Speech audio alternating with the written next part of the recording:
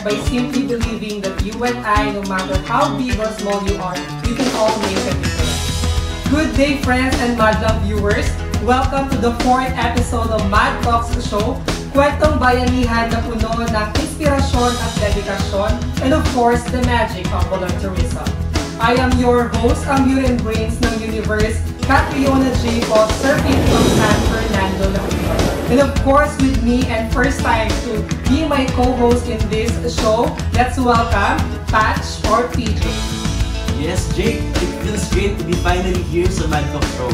Ako nga pala si Patch Jr. or PJ, ang pinaka-junior host sa Mad Talk Show. Ayan, so hindi na si Maya Bruce yung pinaka-junior ng Maya. So, I'm so sorry Maya, kung nalagyan ka, napagitan ka na. Pero dahil bawat isa ay may mahalagang kwento at may buo baong inspirasyon at mabuti pagbabago. Tandaan na ang Mad ay para sa'yo at sa madlang tao. And again, this is your Mad. Para sa mas makabuluhang panunood, may kasamang kulit at kilig. Mad ka na ba? Mad na! Ako lang ba? Uy, ba't ito ba? A little longer than a few minutes later. Production take 2. May kasamang kulit at kilig. Mad ka na ba? Mad na! Ayan, so kamusta naman, TJ, sa mga nanood ka ba nung nakaraang episode? Yes, of course. Present ako din sa last episode natin, pero nasa backstage ako. And you know, sobrang exciting episode na to kasi for the first time, part na ako. Before kasi as a guest, but now as a host. So, excited din ako, Jake, na makasama ka sa show na ito kasi balita ko napakagaling mo na host. Ano ba ang viewers nito? Pero napakasaya talaga nung nahuling episode natin. Especially naman mag-gulo sa backstage. Why not that?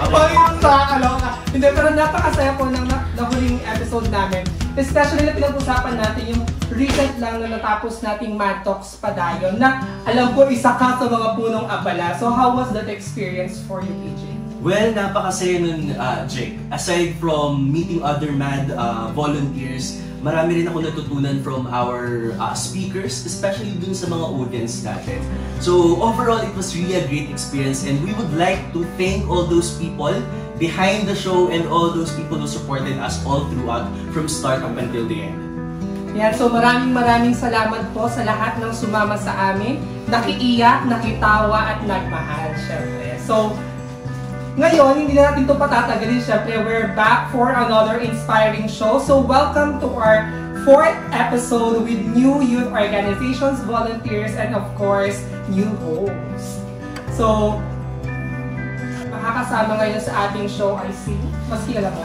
Yes, of course, dahil kasama ko siya sa Mad Aurora at siya ay sinasabi rin na kahawig ko daw. So, I'm very excited for this episode kasi finally makikita ko na rin siya. So, everyone, please welcome our guest for today. Walang iba kundi si Kuya RL. RL! Hello po! Check na rin. May long test. Yeah. Ano mo yung long test daw? May hit! May hit, diba? Ayan. Anyway, Kuya RL, we're really happy na kasama ka na dito sa show na ito. And yeah, kamusta naman yung feeling na finally, this will be your first ever guesting dito sa Mad Talk Show? Actually, I'm very excited na maging part ng Mad Talk Show kasi ito ay isang platform na wherein we will have the opportunity to invite others to do volunteering. Yes! Kung excited ka na Kuya, may question kami sa'yo. Mad ka na ba? Mad na! Yes, mad na si Yes. Kuya RL. So, ipakilala, ang saya-saya talaga ng mga tao sa set.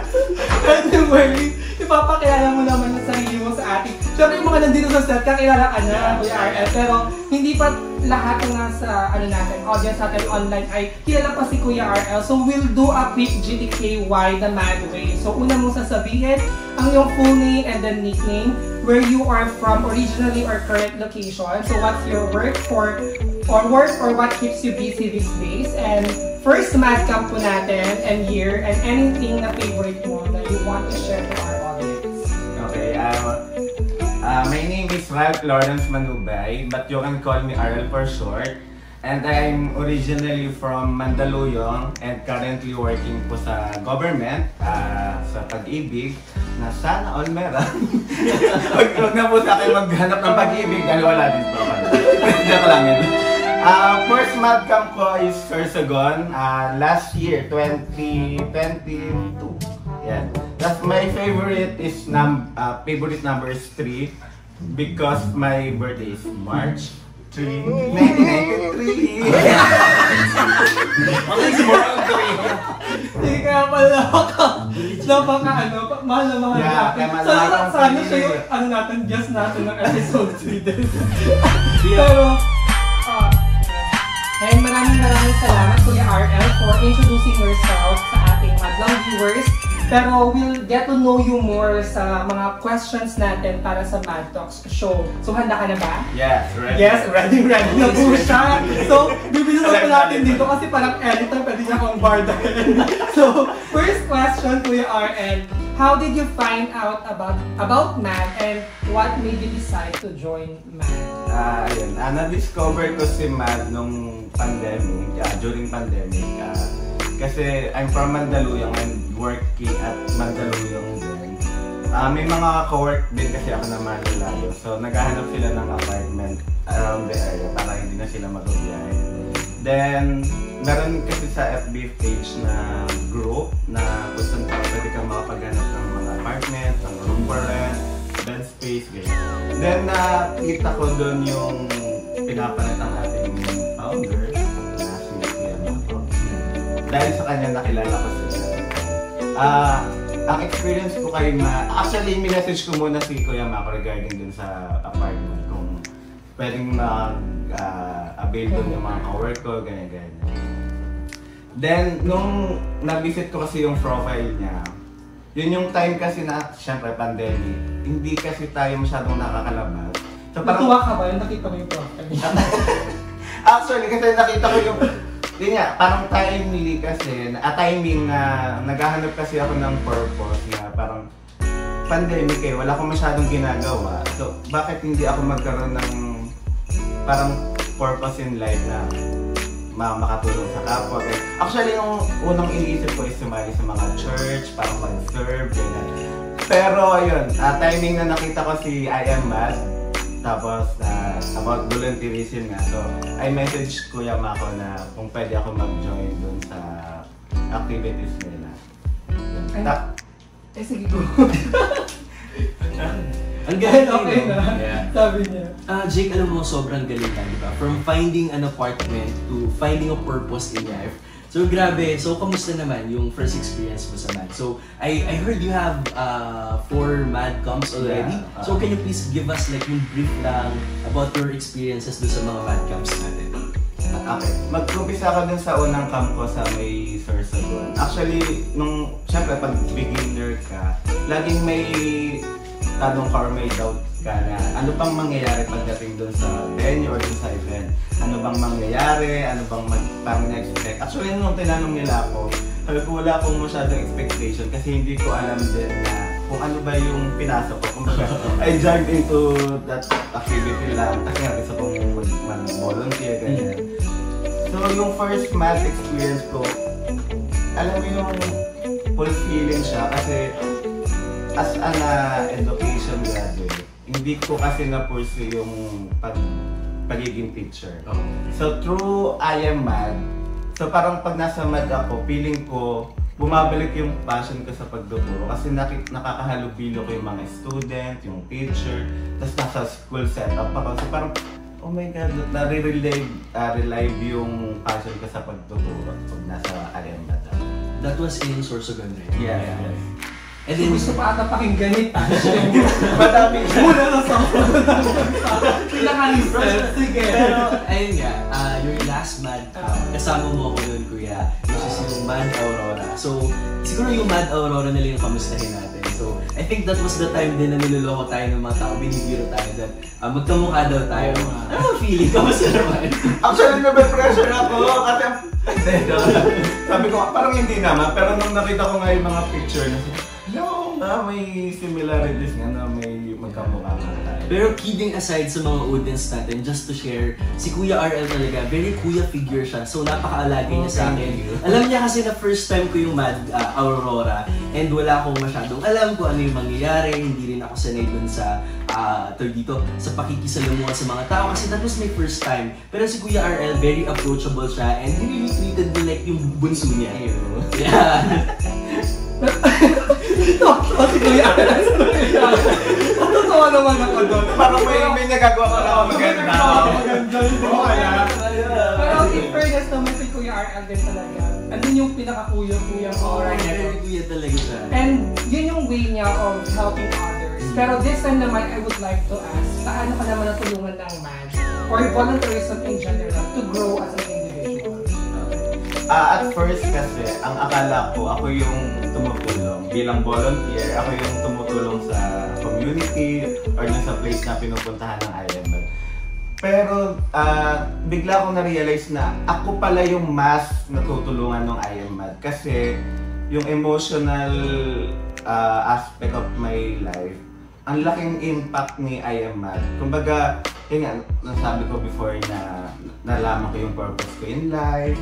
Parang nagkaroon ako ng meaning yung buhay ko. Kasi parang before, wala talagang meaning yung life ko. Parang happy-go-lucky lang ako kung saan ako dalhin. Okay na ako dyan. Pero ngayon, parang looking forward tuloy ako lagi every year na mag-join ng camps. Kasi parang every camp is unique experience. Parang laging ganun yan. Baka po! Grabe! Nakapito ako! Pero maraming salamat Kuya RL for sharing your story sa ating audience. Pero hindi pa tayo tapos, syempre. Marami pa tayong set of questions na alam ko excited na tanungin sa'yo ni Patch. Yes, of course, Kuya. So kanina nabanggit mo kasi na because of MAD, nagkameron ka ng sense of purpose, so nagkameron ka ng direction.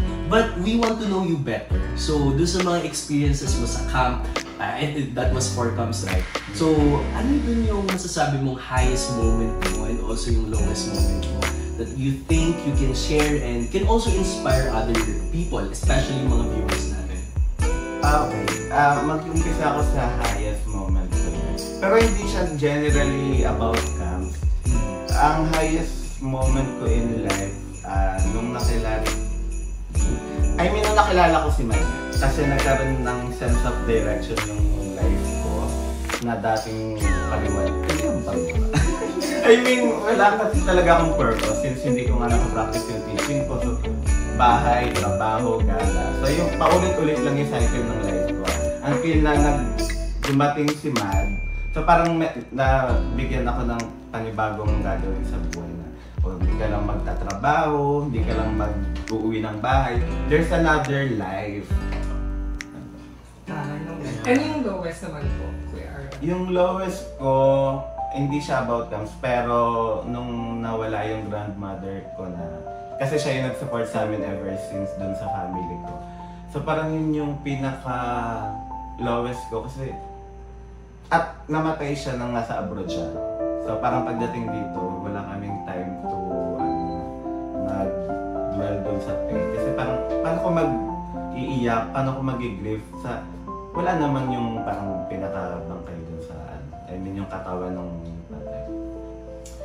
Tapos yun din yung parang one of the reason bakit ako napunta kay Matt. Kasi nung namatay yung lola ko, sabi ko, ang bilis lang ng pangyayari. Parang kausap ko lang siya kagabi sa phone, through messenger. Tapos biglang kinabukasan, wala na siya.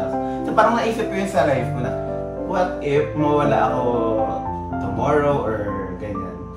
Ano bang purpose? Parang ano bang maiiwan kong legacy sa life? So parang doon ako napaisip na kailangan may gawin ako na something important and useful sa community and to other person. Maraming salamat Kuya RL for sharing that. Alam mo, yun yung maganda sa MAD talaga. The culture in MAD, it will allow you to become vulnerable as well. Kasi the community itself, they're very welcoming and they really appreciate na bawat isa, meron talaga tayong iba't ibang kwento. Meron tayong iba't ibang pinanggagalingan. At gaya nga ng laging sinasabi sa atin ni Kuya Mako, yung yung mga stories natin, yung pinaka-ultimate hugot natin, yun yung pinanggagalingan natin, and yun yung magiging advocacy natin that we can share to other people.